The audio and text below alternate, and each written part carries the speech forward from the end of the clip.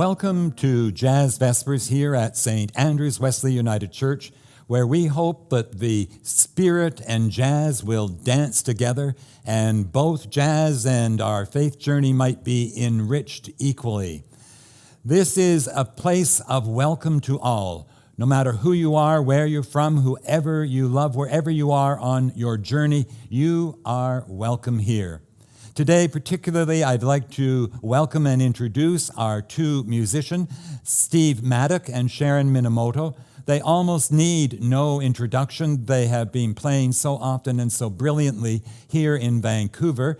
Steve, of course, has played in many different settings. He has been a frontman with the Vancouver Symphony, a 65-piece symphony orchestra.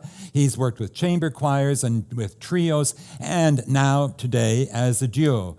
Sharon is a brilliant pianist and a composer as well as player. Both of them are teachers on the faculty, Steve at Cap College and Sharon at Vancouver Community College. Both of them have a couple of CDs under their belt worth checking out. And this is intriguing. They have started to do live performances just on occasion where things are very safe. I noticed on their homepage, which you should check out, that they did a couple of events in February, and I'm not sure what might be happening in this coming month. It will all, of course, depend on Dr. Bonnie and what is possible. But we are delighted to have them here today. But before proceeding directly into the music, I have one other, announcement or celebration to share with you. Jamie Croyle has been the coordinator of Jazz Vespers for many years, and he has done a magnificent and a delightful job. And today, this very Sunday, is a special day for Jamie. And I'm going to blow his cover because today is the day that Jamie is 65, which is a magnificent age. And if we were all gathered together in the sanctuary, I'd invite us to sing Happy Birthday to you. But instead, we will all just cheer quietly and celebrate and be glad for this birthday celebration. Today is the one Sunday that we have an opportunity to do what we here at St. Andrews-Wesley call our Oscar series, where we choose a film that is going to be nominated for Best Film or Best Actor, Actress, and watch how it intersects with the Christian story, hoping that this conversation can be rich and allow us to plumb both the story and the film more deeply. It's a little weird because we don't yet know the nominations. They won't come out till March 15th, and the awards won't happen until the end of April on the 25th. But nevertheless, when I saw that Ma Rainey's Black Bottom was up there as one of the possibilities, I could not resist. It just felt so appropriate. But then I realized, have you seen the film? And it's streaming on Netflix, and I'm sort of assuming that many of us, all of us, have managed to survive the pandemic with Netflix and lots of walking and Zoom and an occasional bottle of wine. But just in case you haven't seen the film, let me give you just a quick plot summary. And fortunately, it's a quick summary. You see, Ma Rainey was often known as the mother of the blues, and she had toured all around the southern states and the country, and now she was coming to Chicago with her accompaniment band to do a recording of Ma Rainey's Black Bottom, headed to Paramount Studios. And, just so that you are aware, Black Bottom has a number of different meanings, but in this case, it's actually a dance tune that swept through the 20s. I looked up on YouTube to see what the dance looked like and was all set to start in the motions when my family saw me practicing and said, "Oh, no." And you should be grateful to my family for sparing you the sight of what that might look like. But there they all are, almost in a claustrophobic setting. Everything happens on that one day. And that makes some sense that the space is limited because this is a film adaptation or version of August Wilson's play of the same name, Ma Rainey's Black Bottom. And we will explore, and when you watch the film, you'll see the tensions, the creativity, the racism, and all the joy and the problems that are there. So given that Ma Rainey is known as the mother of the blues, it seems fitting that our guests, our musicians today, will begin with a wonderful blues ballad, Please Send Me Someone to Love by Percy Mayfield. Take it away.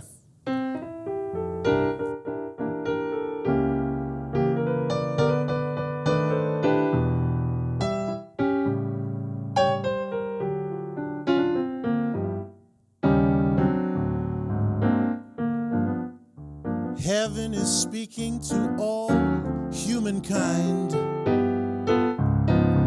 for understanding and peace of mind. But if it's not asking too much, please send me someone to love. We're gonna show the world how to get along. Peace is gonna enter when hate is gone. But if it's not asking too much, please send me someone to love.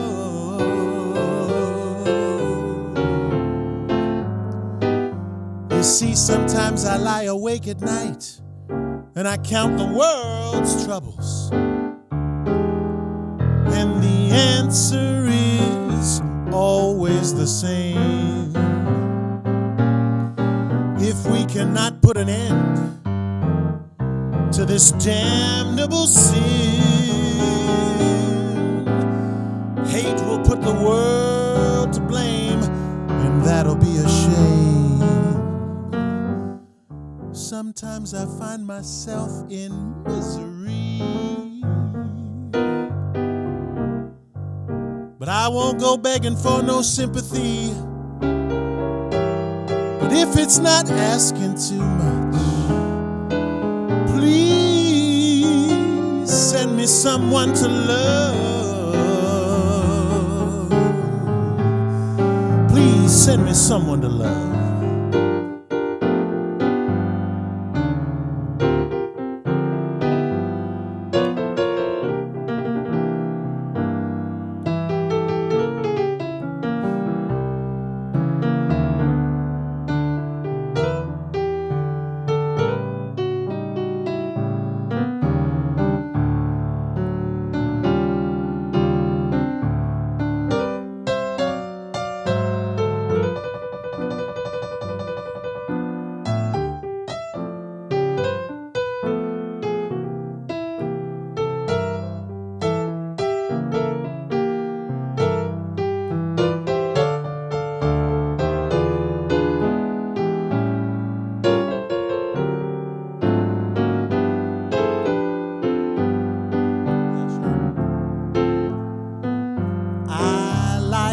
At night and I count the world's troubles, and the answer is always the same. If we cannot put an end to all of this sin, then hate is gonna put the world to blame, and that'll be a shame. Just because I'm in misery, I don't go begging for no sympathy. But if it's not asking too much, please send me someone to love. Oh, if it's not asking too much, please send me someone to love right now.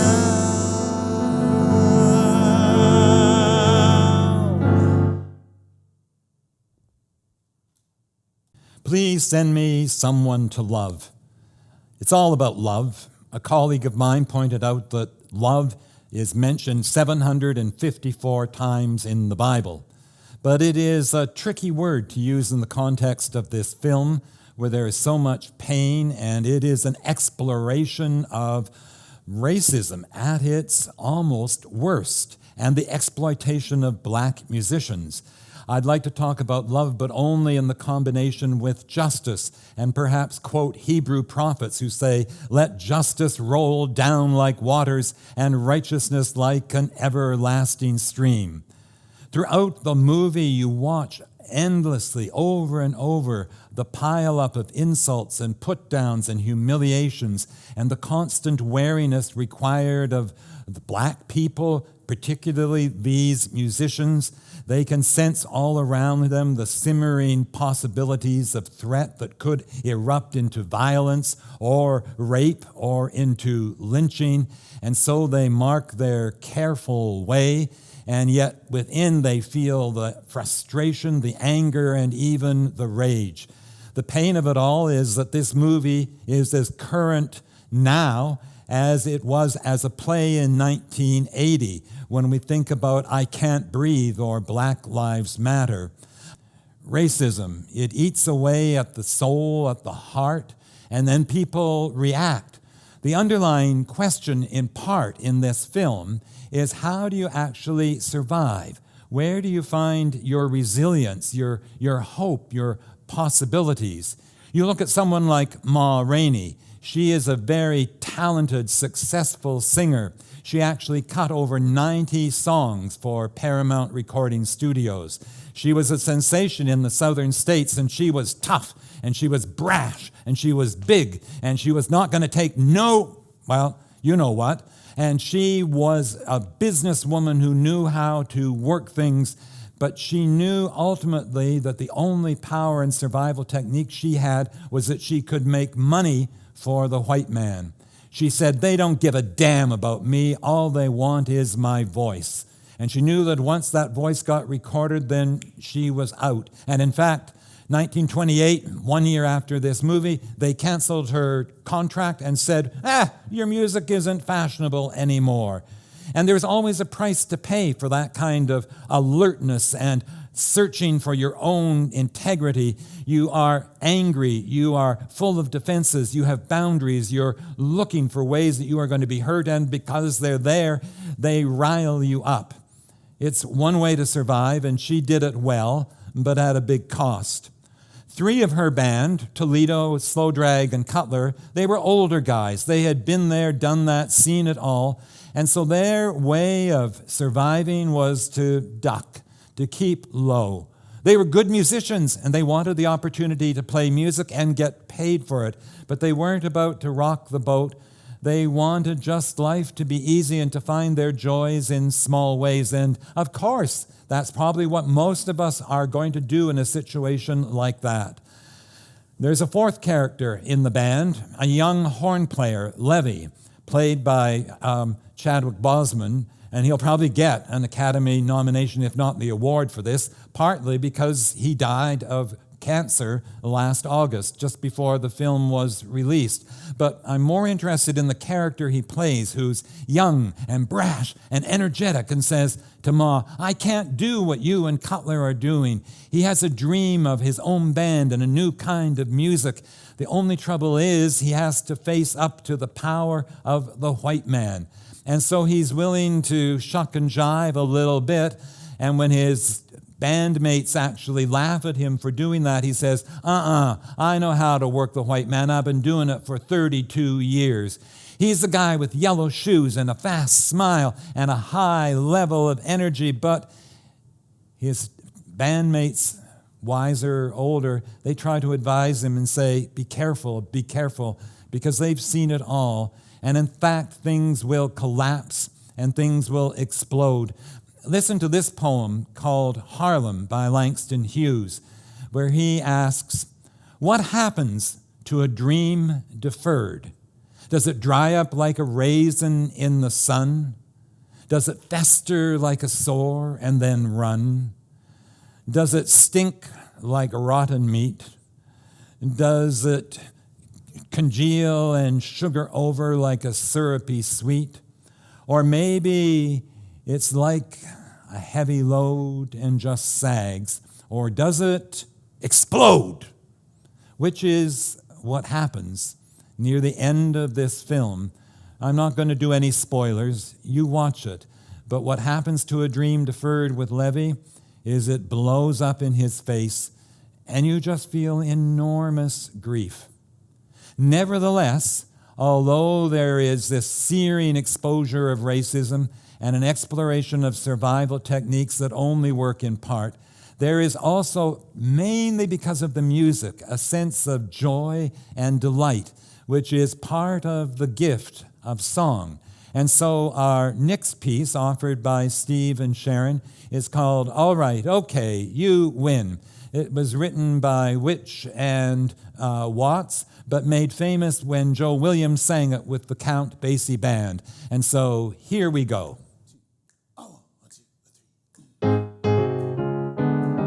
Well, all right, okay, you win. I'm in love with you. Well, all right, okay, you win. Baby, what can I do?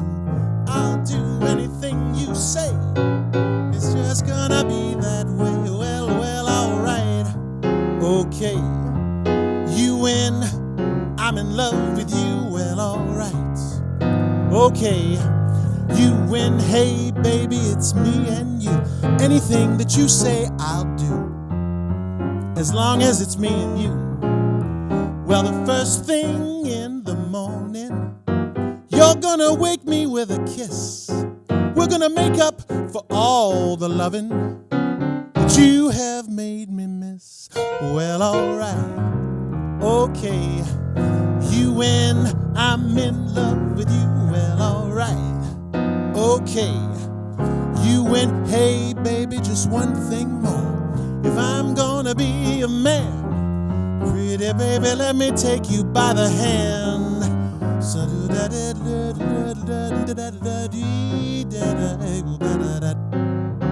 See do do da da da da da da be so bad da. Do do do do do do da da da. Be do do do do do do do. See do do do do do do. We do do do do do do. Be do ba do do do do do do do. We do do do do do. We do do da da ba da da da da da.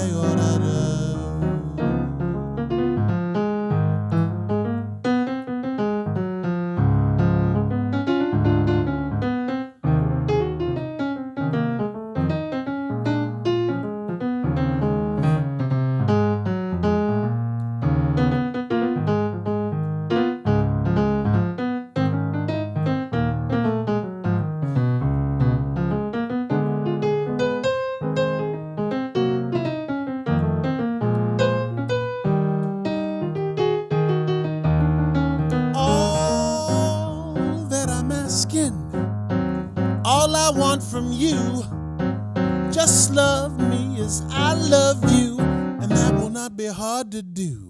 Well, all right, okay, you win. Hey, what are you waiting for? Well, all right, okay, you win. Hey, baby, just one thing more. If I'm gonna be a man, pretty baby, let me take you by the hand. Well, all right, okay, you win. Hey, baby, I'm in love with you. Well, all right, okay, you win. Baby, what can I do if I'm gonna be a man? Pretty baby, let me take you by the hand. Well, all right, okay, you win.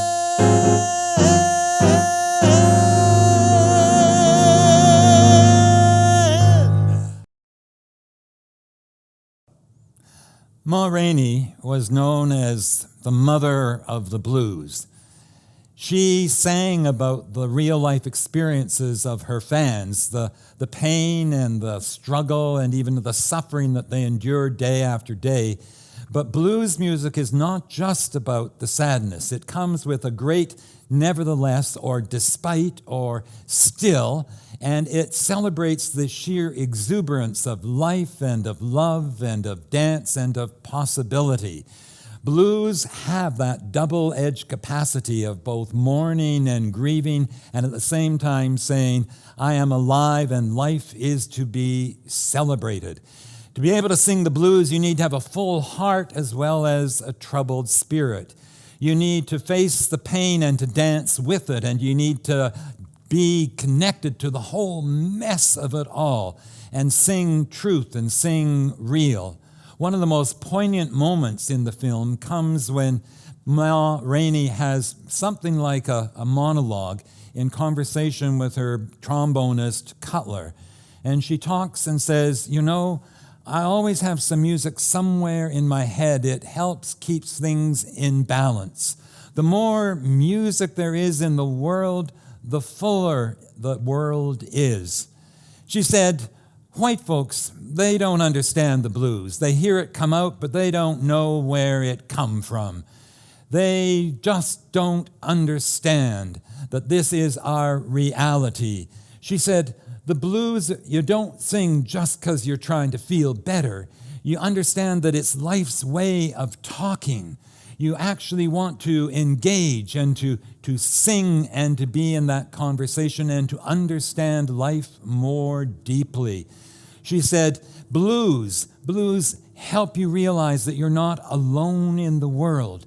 They help you get up in the morning because you know that something is different. You know that the song has added something to the world. I think the world would end if there were no blues. The capacity of this film, the gift of the blues, I would say the gift of jazz, the gift of music, is to be able to hold up this tension and acknowledge the racism, the pain, and the struggle, and yet still keep celebrating life and going on. You catch a small glimmer of that in the next song called Nature Boy by Eden Abbas, which has been made famous by the first recording, Nat King Cole. It's now a standard favorite, one of my favorites, and I'm so appreciative of Sharon and of Steve of being willing to sing it. Not quite blues, but it sure sounds bluesy. I call it my Jesus jazz song because there was a man, and I think this young man in the song is, in fact, a Jesus figure. But it ends with saying, and the greatest thing you'll ever learn is just to love and be loved in return. And once again, that goes to that very heart, that capacity of all of us to love despite all that is happening around us, to us, and within us. Yes, we need to celebrate life. So, Nature Boy, here we go.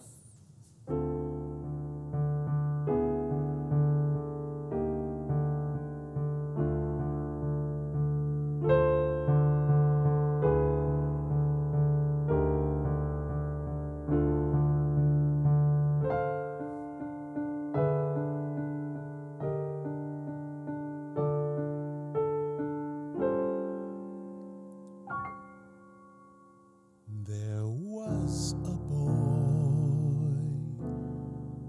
a very strange, enchanted boy. They say he wandered very far, over land and sea, a little shy and sad of eye, but very wise was he. And then one day, one magic day, he passed my way. As he spoke of many things, fools and kings, this he said to me: the greatest thing you'll ever learn is just to love and be loved in return. The greatest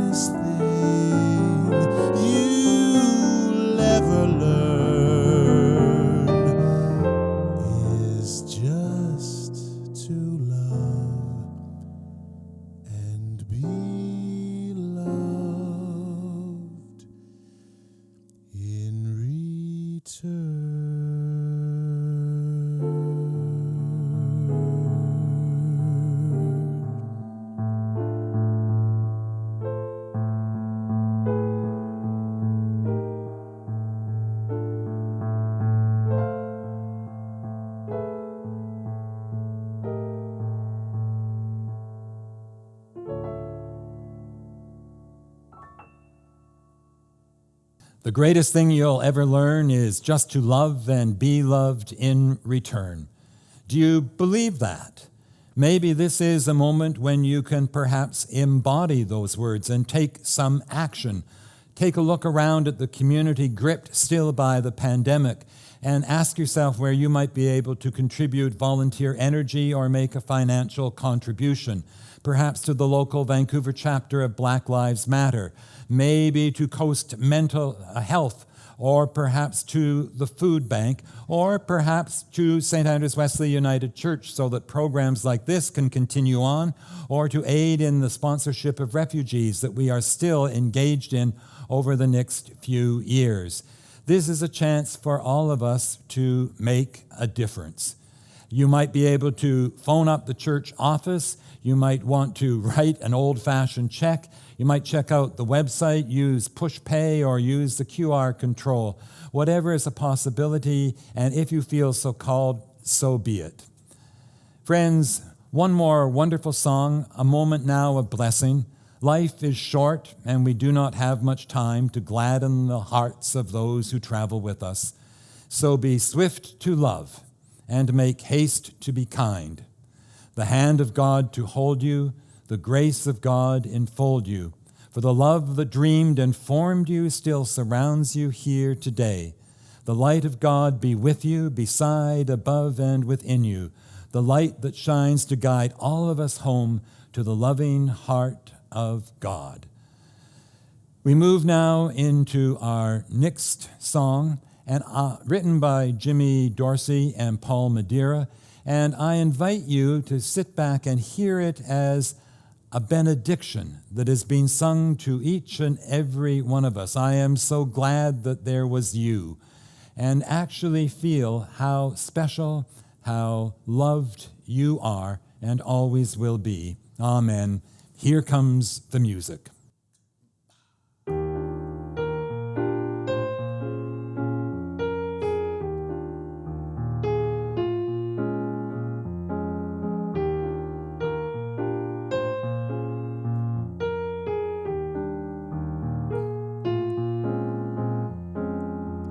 This world of ordinary people,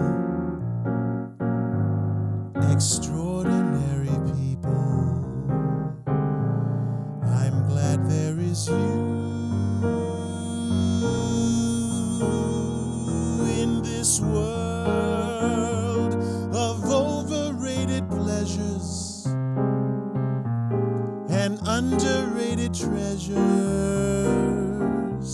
I'm glad there is you. I live to love. I'd love to live with you beside me. This love so new, I'll muddle through with you to guide me. In this world where many, many play at love, and not so many stay in love, I'm glad there is you more than ever. I'm glad there is you.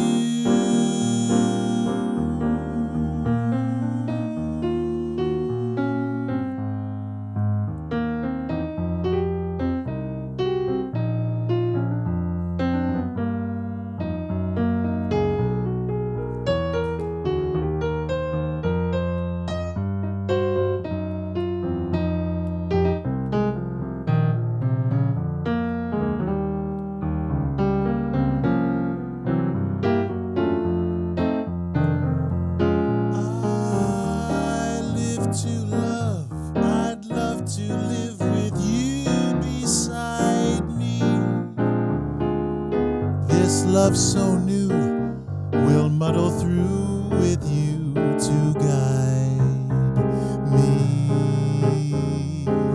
In this world where many, many play at love, and not so many stay in love, I'm glad